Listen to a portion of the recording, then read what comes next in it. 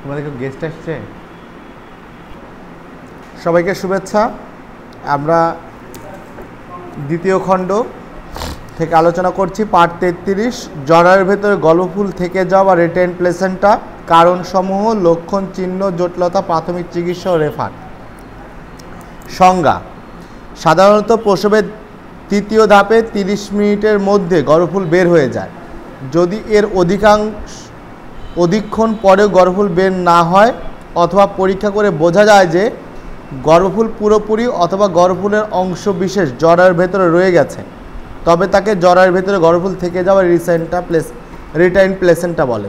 তার মানে ডেলিভারির 3টা ধাপ আছে। আচ্ছা, এই 3টা ধাপের মধ্যে তৃতীয় ধাপে গর্ভফুল বের হয়ে যেতে হবে। যদি গর্ভফুল বের না হয়ে গিয়ে মায়ের জরায়ুতে অবস্থান করে থেকে যায় অথবা গর্ভফুলের কিছু অংশ থেকে যায়, তাহলে আমরা সেটাকে কি বলবো? রিটেইন প্লেসেন্টা বা গর্ভফুল থেকে যাওয়া। কারণসমূহ কি দেখো, তৃতীয় ধাপে যদি জরায়ু থলথলে হয়ে যায় তবে গর্ভফুল বের হয় না, জরায়ুটা কনস্ট্রিক্ট হইতে হয়।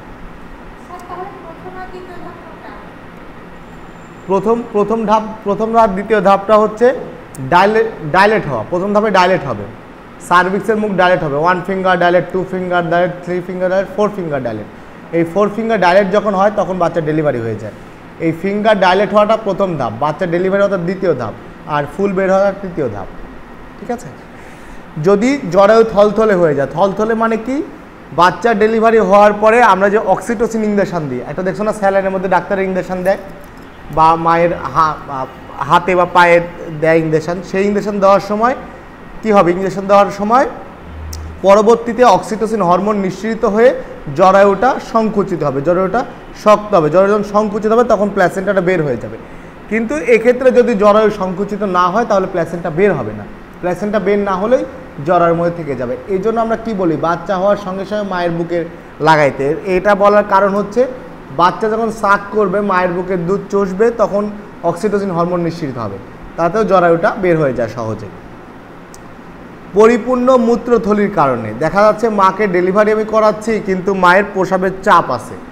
বেসিক্যালি মানে অপারেশনের আগে বা প্রসবের সময় মাকে আগেই বলতে হবে মূত্রথলিটা খালি করে আসতে প্রসব করে আসতে বলতে হবে। যদি প্রসব করে না আসে বা সেই ক্ষেত্রে যদি মূত্রথলি পরিপূর্ণ থাকে তাতেও গর্ভফুল বের হতে কষ্ট হবে, গর্ভফুল আটকে যাবে। অস্বাভাবিকভাবে গর্ভফুলের জরায়ুর দেয়ালে লেগে থাকা, অ্যাডেশন প্ল্যাসেন্টা আমরা যেটা বলি। অস্বাভাবিকভাবে জরায়ুর ভেতরে গর্ভফুলটা লেগে গেছে, অ্যাডেশন হয়ে গেছে। এই অ্যাডেশন হইলে খুব বিপদ, মা মারাও যেতে পারে। অ্যাডেশন হইলে সেক্ষেত্রে তো আসতে পারবে না, ওইখানে লেগে যাবে, লেগে গেলে তো ছুটে আসতে পারবে না, তখন জরায়ুর ভেতরে গর্ভফুল থেকে যায়। লক্ষণ ও চিহ্নসমূহ: গর্ভফুল জরায়ুর ভেতর থাকবে অথবা গর্ভফুল বের হওয়ার পর পরীক্ষা করলে দেখা যাবে যে গর্ভফুলের ছোট ছোট অংশ বা লোব অথবা ঝিল্লির অংশ বিশেষ গর্ভফুলের অনুপস্থিত। গর্ভফুল বের হয়েছে কিন্তু আমরা খেয়াল করে দেখব যে গর্ভফুলের যে লোব আছে, যে কিছু কিছু অংশ আছে, সেটা গর্ভফুলের সঙ্গে অ্যাবসেন্ট, মানে ভেতরে থেকে গেছে। হ্যাঁ, দেখলে বোঝা যাবে। প্রসব পরবর্তী অতিরিক্ত রক্তক্ষরণ বা পিপিএইচ, পোস্টপার্টাম হেমোরেজ হবে। বাচ্চা ডেলিভারি হওয়ার পরে ওই ধরনের আর রক্তক্ষরণ হওয়ার কথা না, কিন্তু যদি রক্তক্ষরণ এক্সেসিভ হয় সেক্ষেত্রে আমরা বুঝে নিব যে গর্ভফুল জরায়ুর ভেতরে থেকে গেছে। পেটের ওপরে হাত দিয়ে পরীক্ষা করলে জরায়ু নরম অনুভব হবে। বেসিক্যালি জরায়ুটা হার্ড হয়ে যাবে, শক্ত হয়ে যাবে, কিন্তু আমরা যদি পেটে প্যালপেশন করে দেখি, আমরা মায়ের পেটে যদি হাত দিয়ে দেখি তাহলে বুঝবো যে মানে জরায়ুটা নরম হয়ে আছে, তার মানে কি গর্ভফুল ভেতরে আছে। যদি গর্ভফুল বের হয়ে থাকে তবে গর্ভফুলের অংশবিশেষ জরায়ুর ভেতরে আছে কিনা তা জানার জন্য গর্ভফুল অবশ্যই ভালোভাবে পরীক্ষা করতে হবে।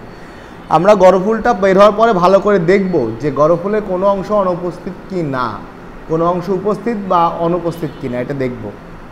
জটিলতা: রিটেইন প্লেসেন্টার কী ধরনের জটিলতা হতে পারে? প্রসব পরবর্তী রক্তক্ষরণ হতে পারে, অতিরিক্ত রক্তক্ষরণ বা পোস্টপার্টাম হেমোরেজ হলে রোগী শকে চলে যেতে পারে, এমনকি রোগীর মৃত্যুও হতে পারে। ঠিক আছে? রক্তক্ষরণ না হলেও প্রসব পরবর্তী প্রিউপুরাল সেপসিসের ঝুঁকি থাকে। প্রিউপুরাল সেপসিস কি? দেখা যাচ্ছে যে মায়ের 48 ঘন্টার মধ্যে জ্বর চলে আসলো, এটা প্রিউপুরাল সেপসিস, ইনফেকশন হয়েছে মায়ের, বোঝা যাবে। আচ্ছা, ব্যবস্থাপনা আমরা কী ধরনের ব্যবস্থাপনা দেব? দেখো, প্রস্রাব করাতে হবে, দেখা যাচ্ছে মাকে প্রস্রাব করে নিয়ে আসতে হবে। শিশুকে বুকের দুধ চুষতে দিন, জরায়ুতে হালকা ম্যাসেজ করুন, মাকে বসে একটু কোঁত দিতে বলুন। লক্ষ্য রাখুন বেশি রক্তক্ষরণ হচ্ছে কিনা, রক্তক্ষরণ হলে প্রাথমিক চিকিৎসা দিন। রোগীর অবস্থা যাচাই করুন, জরায়ু সংকোচন হবে, এই বিষয়গুলো লক্ষ্য রাখতে হবে। মূত্রথলি খালি করুন। আইভি ইন্ট্রাভেনাস চ্যানেল দিয়ে শিরাপথে খোলা রাখুন, মানে আইভি ওপেন করে দিতে হবে, স্যালাইন দেওয়ার পথ ওপেন করে দিতে হবে, ক্যানোলা পরাই দিতে হবে। আইভি ড্রিপের মধ্যে অক্সিটোসিন ইনজেকশন দিন, এই যে বললাম অক্সিটোসিন ইনজেকশন দেওয়ার কথা, সেই অক্সিটোসিন ইনজেকশন দিতে হবে। রোগীকে পুনরুজ্জীবিত করুন। গর্ভফুল বের হওয়ার জন্য নাভি রঞ্জুতে নিয়ন্ত্রিত টান দিন, কন্ট্রোলেড কন্ট্রাকশন, আস্তে করে টান দিতে হবে, ঠিক আছে, জোরে টান দেওয়া যাবে না, তাতে কিন্তু জরায়ু ছিঁড়ে চলে আসবে। আচ্ছা, যোনিপথে গর্ভফুল থাকলে হাত দিয়ে বের করুন এবং জরায়ুতে কাউন্টার ট্রাকশন দিন। যৌনিপথে যদি জরায়ু থাকে তাহলে আমরা সেটা হাত দিয়ে বের করতে হবে, আদারওয়াইজ কাউন্টার ট্রাকশন দিতে হবে, টান দিতে হবে, মেসেজ করতে হবে, ঠিক আছে। এই ধরনের জটিল অবস্থা রেফার করুন। শক, অতিরিক্ত রক্তক্ষরণ, গর্ভফুল বের না হলে, জরায়ু ছিঁড়ে গেছে বলে সন্দেহ থাকলে মাকে রেফার করে দিতে হবে। গর্ভফুল পরীক্ষা করে যদি বোঝেন যে একটি অংশ ভেতরে থেকে গেছে তাহলে রক্তক্ষরণ নিয়ন্ত্রণ করে মাকে হাসপাতালে পাঠিয়ে দিন। রক্তক্ষরণ অতিরিক্ত মাত্রায় বেশি হলে কমিউনিটি প্যারামেডিক লক্ষ্য রাখবেন যে সমস্ত হাসপাতালে রক্ত সঞ্চালনের ব্যবস্থা আছে সেইখানে ওই সমস্ত রোগীকে রেফার করতে হবে। তার মানে কি করতে হবে, আমাদেরকে খেয়াল রাখতে হবে যে কোন হাসপাতালে রক্ত পরিসঞ্চালনের ব্যবস্থা আছে সেই হসপিটালে পাঠাতে হবে। যেখানে রক্ত পরিসঞ্চালনের ব্যবস্থা নাই, রক্ত ট্রান্সফিউশন করা যায় না, সেখানে মাকে পাঠানো যাবে না, ঠিক আছে। তাহলে আমরা জানলাম যে রিটেইন প্ল্যাসেন্টা কি, এর কারণসমূহ কি, লক্ষণ কি, রিটেইন প্ল্যাসেন্টা হলে ব্যবস্থাপনা কি দিব, আগামী দিন তাহলে আমরা এটা পড়ে আসবো।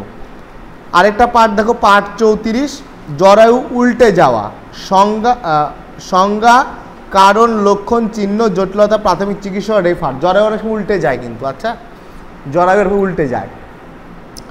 জরায়ু উল্টে যাওয়ার সংজ্ঞা, শিশুর প্রসবের পর জরায়ু উল্টে